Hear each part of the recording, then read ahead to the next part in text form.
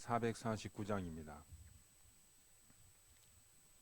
찬송가 449장 예수 따라가며 복음 순종하면 함께 찬양으로 나아가겠습니다. 찬송가 449장입니다.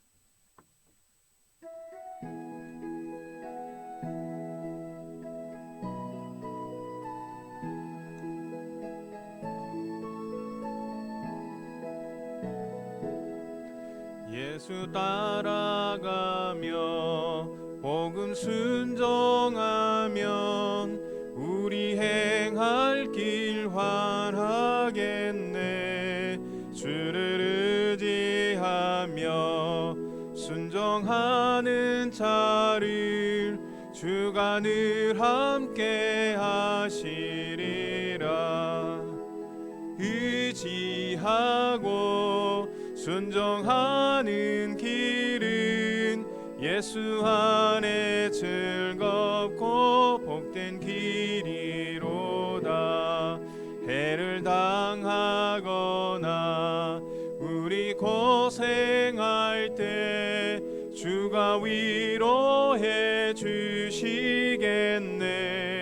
주를 의지하며 순종하는 자를 주가 안위해 주시리라.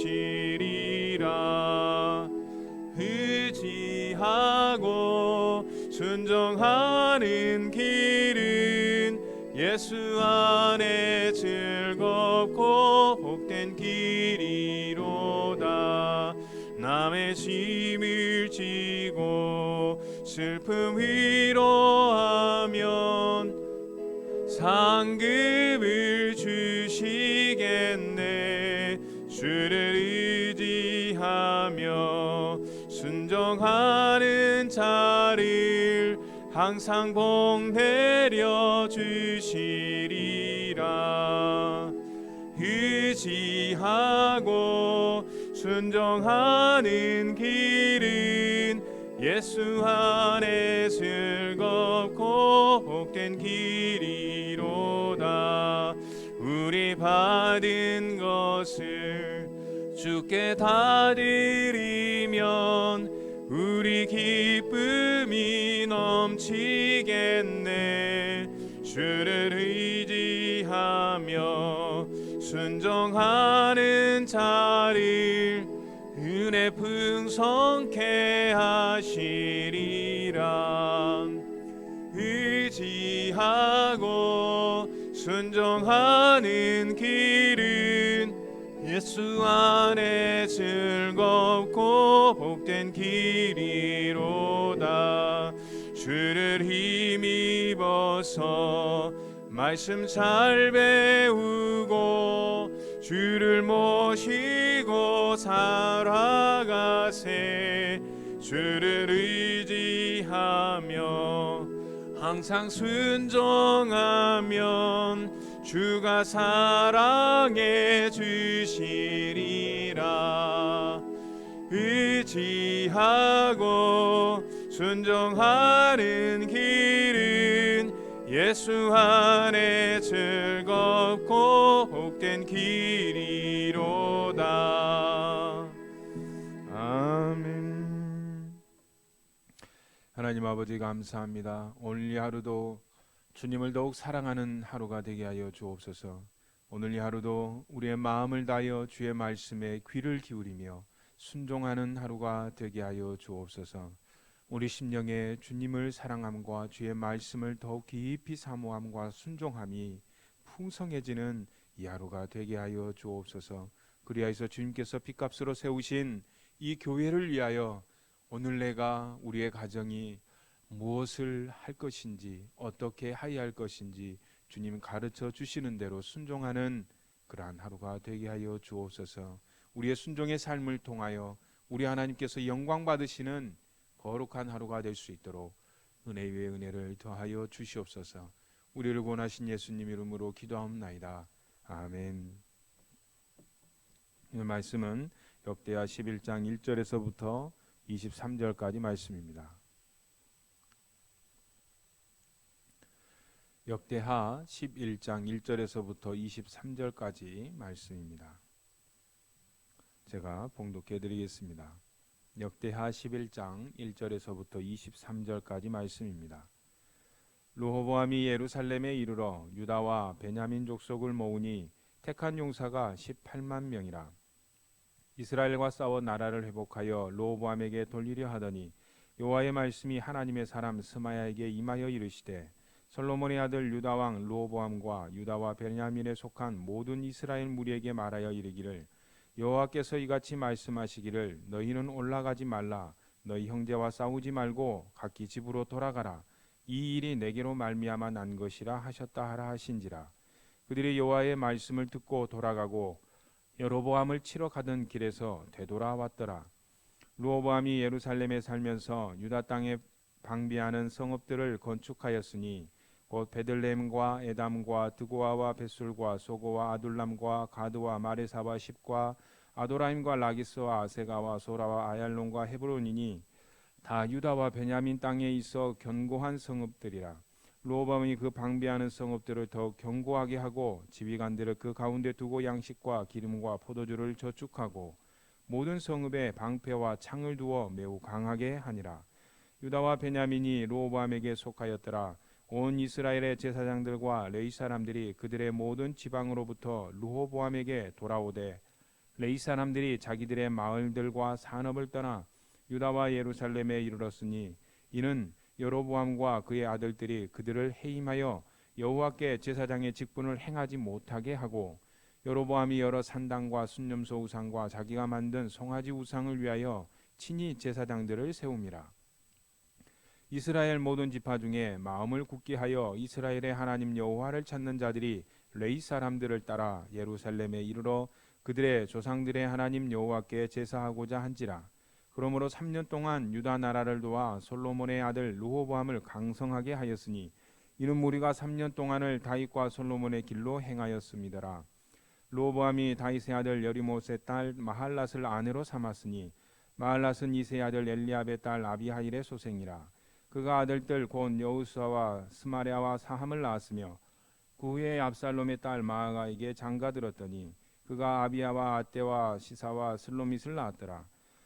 르호보암은 아내 18명과 첩 60명을 거느려 아들 28명과 딸 60명을 낳았으나 압살롬의 딸 마아가를 모든 처첩보다 더 사랑하여 르호보암은 마아가의 아들 아비야를 후계자로 세웠으니 이는 그의 형제들 가운데 지도자로 삼아 왕으로 세우고자 함이었더라.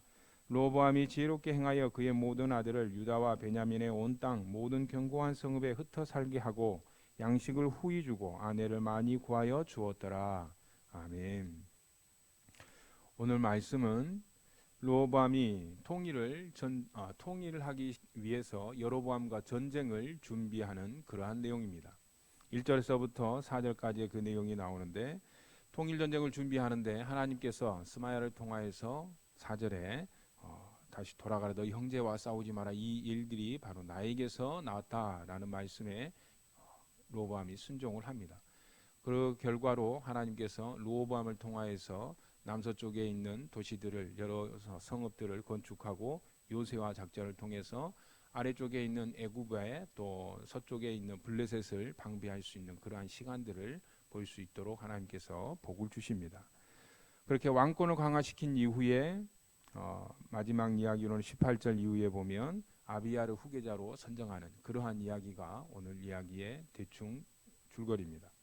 1절에 보시면 르호보암과 여로보암이 한 형제임에도 불구하고 이 형제라는 것은 하나님께서 말씀하신 표현이죠. 4절에 보시면 여호와께서 이같이 말씀하시길 너희는 올라가지 말라 너희 형제와 싸우지 말고 우리가 볼 때는 저게 무슨 하나님 믿는 사람이야. 여로보암도 처음에는 초기에는 또한 하나님께서 여로보암에게도 약속하시기를 너가 하나님의 말씀에 순종을 하면 복을 주시겠다고 약속을 하셨는데 거기에 따르지 않은 사람이 여로보암이었죠. 하나님께서는 여로보암이 너가 르호보암을 떠나서 너의 나라를 세우면은 내가 바로 너를 죽여버리겠다 그렇게 약속하지 않으셨죠.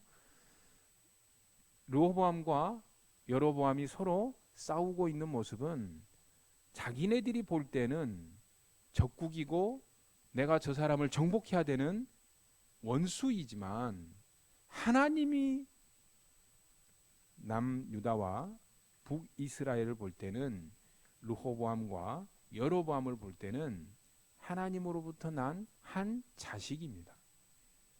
무엇에 가장 우리에게 오늘 큰 도전을 주고 있냐면 한 교회 공동체에서 우리가 생각할 때는 원수처럼 느껴질 수가 있습니다. 그러나 그것이 맞는가 틀린가는 하나님의 관점에서 살펴보아야 돼요.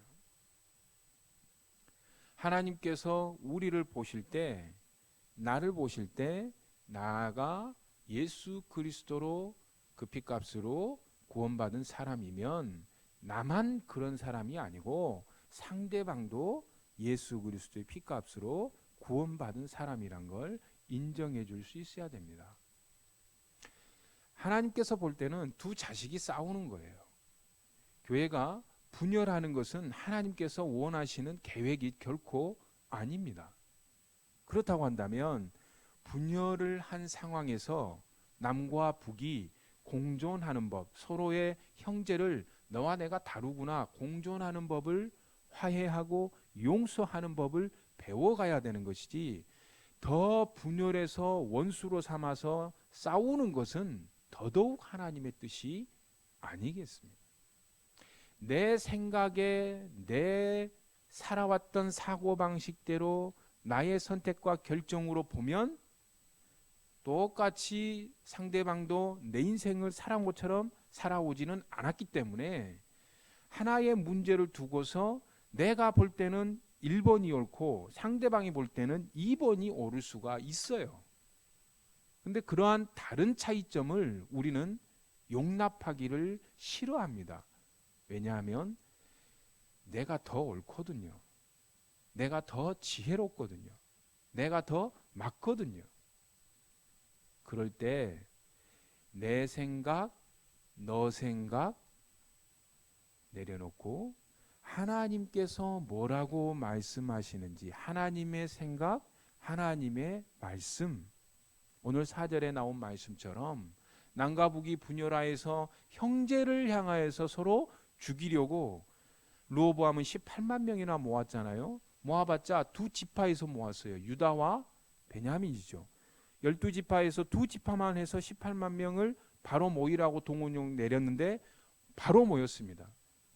이 모습을 전체적으로 훑어보면 바로 전쟁이 붙었다고 한다면 분명히 르호보암이 이겼을 겁니다. 왜냐하면 북쪽에는 여로보암이 아직 국가적인 정비를 할 수 있는 시기가 아니에요. 이제 초기이기 때문에. 근데 남쪽은 벌써 군사적으로 훈련된 사람들이 모이라고 동원령을 내리자마자 18만 명이 바로 모입니다. 이 집약된 힘을 가지고 올라갔으면 분명히 여로보암이 실패했을 거예요.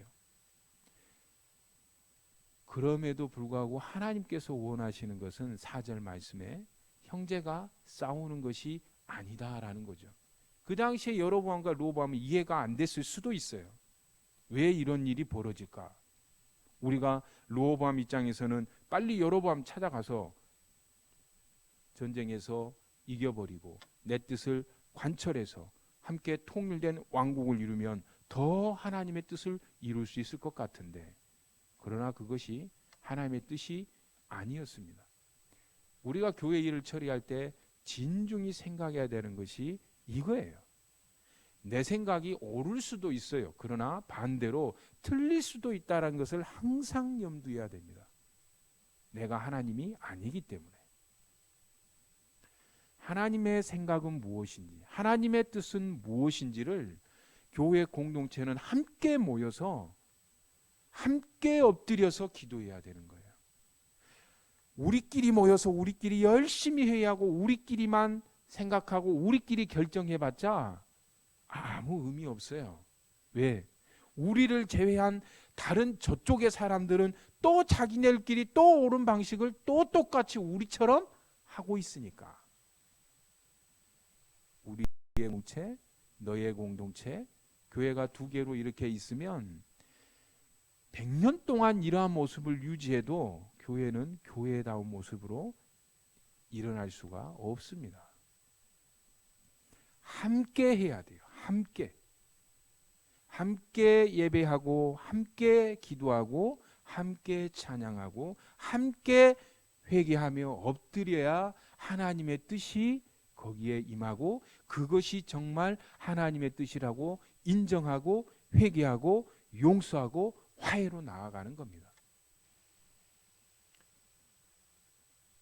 무슨 말씀이신지 충분히 이해했을 거라 믿습니다. 16절에 보면 이스라엘 모든 지파 중에 마음을 굳게 하여 이스라엘 하나님 여호와를 찾는 자들이 레위 사람을 따라 예루살렘에 이르러 그들의 조상들의 하나님 여호와께 제사하고자 한지라. 북이스라엘의 여로보암이 15절에 보면 여로보암이 15절에 우상을 만들죠. 순념소 송아지 우상을 만들게 되니까 하나님을 예배할 수 없게 되고 그 바로 앞에 14절에 보면 제사장의 직분을 행할 수 없게끔 하게 되니까 자신들의 마음을 굳게 하여서 북에서 남으로 이동해 오는데 3년 동안 이 사람들이 그렇게 행동을 했다고 합니다. 누구를 찾아서 왔나요? 이 글을 읽으면서 거기에서 누구를 찾아서 이 사람들이 남으로 이동을 했습니까? 남쪽에 있는 르호보암을 찾아서 왔죠. 착각하시면 안 돼요. 하나님을 찾아서 남쪽으로 온 겁니다. 교회를 생각하려면 교회의 주인 되신 예수님이 어떻게 생각하시는가? 이 교회가 살아나야 될 길이 무엇인가? 주님께서 이 교회를 보실 때 우리가 해야 될 것이 무엇인가를 생각하는 것이 하나님을 예배하는 자들이에요.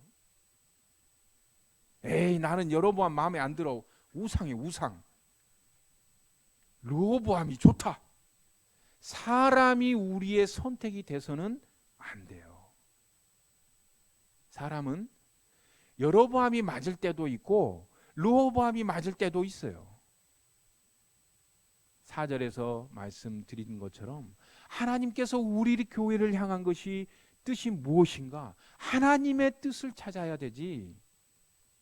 나는 이 사람들과 어울리니까 이 사람의 생각이 맞을 거야. 나는 이 사람들과 어울리니까 이 사람들이 맞을 거야. 바울이 맞을 거야. 아볼로가 맞을 거야. 사도 바울이 이렇게 행동하고 있는 고린도 교회를 향해서 정신없는 소리를 하고 있다고 하죠. 근데 우리의 모습이 그럴 수 있어요. 항상 우리의 심령 속에 새겨야 되는 것은 하나님께서 우리 교회를 향하는 것이 무슨 뜻일까? 그리고 그것을 찾고 내 마음에 16절처럼 내 마음에 마음을 굳게 하는 거룩한 결심이 필요합니다. 주님, 이것이 하나님의 뜻이라고 한다면 이 교회를 위하여, 주님의 교회를 위하여 제가 마음을 굳게 하여 주님의 뜻을 이루겠습니다. 순종하겠습니다. 하나님의 말씀이라면, 하나님의 뜻이라면 제가 순종하겠습니다. 그 누구의 사람의 뜻이 아니라. 성령 하나님, 저에게 하나님의 말씀을 통하여서 사람의 소리, 사람의 뜻이 아니라 하나님의 뜻, 이 교회를 향한 주님의 뜻이 무엇인지를 제가 듣고 분별하여서 순종할 수 있는 힘과 능력을 저에게 주옵소서. 그러한 하루를 우리에게 주시옵소서. 그러한 영광스러운 복된 하루가 되시길 예수님의 이름으로 축복합니다. 함께 기도하며 나아가겠습니다.